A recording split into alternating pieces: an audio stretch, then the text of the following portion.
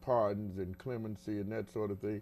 I think when a person shows that they're trying to do the right thing, they should be given an opportunity because many of these young people commit crimes when they're young and don't have a sense of purpose and lack the knowledge of themselves. So, you know, when you don't know yourself, you're other than yourself. And so I think that we should give more credence to these people who are trying to turn their life around. This brother is rather articulate. You know, you've studied well. Did you get training while you was incarcerated? Yeah, I've actually was also a Roosevelt College student also, and just to mention something else too about the expungement. The expungement only applies to minor crimes. Misdemeanors. It doesn't apply to major Felony. Class X felonies. Right. So that's something that actually definitely needs to be addressed. And you think about it, the actual person who had a little bit more time to sit down, you would think that they had a little bit more determination. You know, again, you know, as I say, some of the more intelligent people I've met have been incarcerated. Some of the dumbest ones I've met have been out here.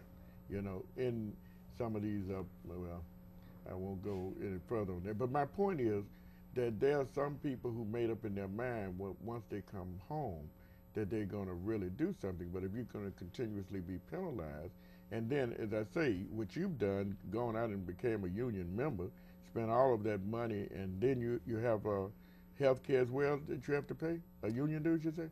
Well, the union dues is one thing. The actual healthcare benefits actually start once you received so many hours in the work industry. Are there any prospects for this man being hired? Absolutely. Right now in the summertime, we do get more work. We get busier, and the only thing is we need to see how they're going to spend the stimulus money, so this way we know what we can go after. Well, the state has gotten $1 billion. That's the state, and the state hasn't released it yet. So Yeah. that's once they start releasing it, then we'll be able to employ people. Well, George, look into the camera and tell the people again why they should have a first stop relationship with a person like yourself. What does it mean if they help you? If they help me, they're also helping, of course, themselves, because they're providing a meal for their family, they're providing insurance for their family, their wife, their kids, and not just that, they're enhancing their life. It's wonderful to be working. It's wonderful to be working for a union company because of the dollars you get paid. And you're not going to get in trouble with that. I mean, when you're making the kind of money that everybody else out there is making, you have a wonderful life. Okay. And that's what we're trying to gather. Answer to this, Derrick, if you can. What does Keep the Faith Foundation mean to you? What do you think that it means to you and people like you in your situation? Well, Keep the Faith is more or less of a group that actually can align you with more success. Cut and dry. Keep the Faith is basically, is a stepping stone and a tool to kind of like keep you in the direction where they actually can train you and put you in a position where you can be placed in something. Because right now, with no skill, there's no placement. You know, and I'm sure that there's a book or two in you, and everybody can't become a writer, but it's unfortunate that they limit you to doing certain things, and this expungement sometimes I think is a joke, even though they give all this play about it every year, and then, you have to jump through hoops just to get expunged for, as you mentioned, a misdemeanor, But an accident is anything unintended or unforeseen, so everybody that committed a crime didn't do it on purpose, so we want to give them the benefit of the doubt.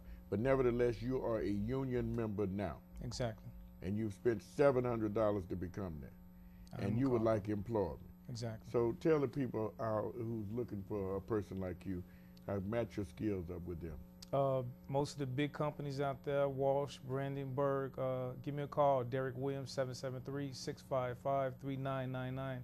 If you're looking for a laborer, flagger, or whatever it is that you might be, you might need to get done. And you're drug-free, huh? Drug-free, never done drugs before in my life. Isn't that wonderful? You got a natural eye, huh? Right. Very good. So, George, I know you're sober too, aren't you? Absolutely, I am, because I'm a drug-free person. Yeah. So, George, again, you want to appeal to the federal government, the state government, city hall, everybody to assist. Absolutely, yes. We need some help, and I would like to hire as many new trainees as possible, but I also need to continue my business to be open. So I need to train them, so I need funding for training on the jobs. It takes 24 hours, 2,400 hours for a journeyman. That's what it takes, and that's when the gentleman is 100% ready to be out in the field. I want to thank you for coming in this segment. Thank you very much. Thank you, Thanks. Derrick, and good luck, man. All right. Maybe I'll have you back, you know. I really appreciate you coming in and telling your story. I appreciate the opportunity. All right, my dear brothers and sisters, don't you touch that remote. We're going to take a break and come back with another interesting guest. We'll be right back.